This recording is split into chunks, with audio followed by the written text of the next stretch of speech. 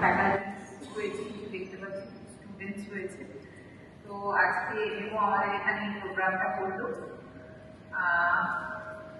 আমার আগের যিনি বক্তা ছিলেন স্যার তো আমাদের এখানেই হয়েছে, এবার তার আগে ছিলেন আমাদের সাথে রুদ্রনীল স্যার।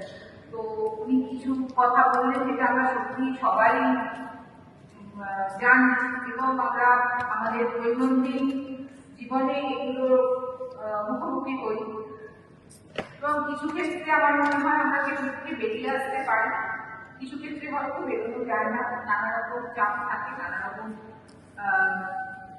পথের মধ্যে দিয়ে আমাদের চলতে হয়। তবে যে জিনিসটা বলার, প্রবলেম সবসময় থাকবে এবং প্রবলেমের সলিউশন কিন্তু আমাদের প্রত্যেককে নিজেদেরকে আলাদা আলাদা খুঁজে দিতে হবে। একটা শুধুমাত্র মেডিকেল প্রফেশন বা মেডিকেল স্টুডেন্টকে দোষ দিয়ে লাভ নেই।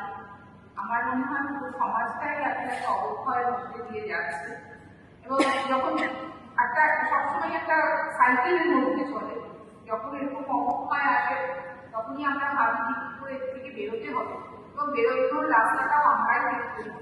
তো সেইভাবে প্রত্যেকে যদি আলাদা আলাদা করে একটুখানি ভাবে যে নিজে ইন্ডিভিজুয়ালি কি করে ভালো থাকবে, কি করে ঠিক পথে চলবে, আমার মনে হয় আমরা সেই জিনিসগুলো করতে পারবো। কারণ কারোকে ঠিক করা সেইটা আমার যত না দায়, আমি সবসময় মনে করি আমার নিজেকে ঠিক করাটা তার থেকে অনেক বেশি দরকার।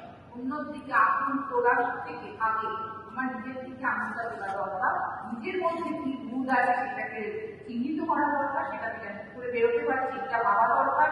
এবং আমার মনে হয় সেইটা যদি আমরা করি, প্রত্যেকে নিজেদের দিকে তাকিয়ে নিজেদেরকে ঠিক করতে পারি, তাহলে কিন্তু সমাজটা এমনি সুন্দর হয়ে উঠবে।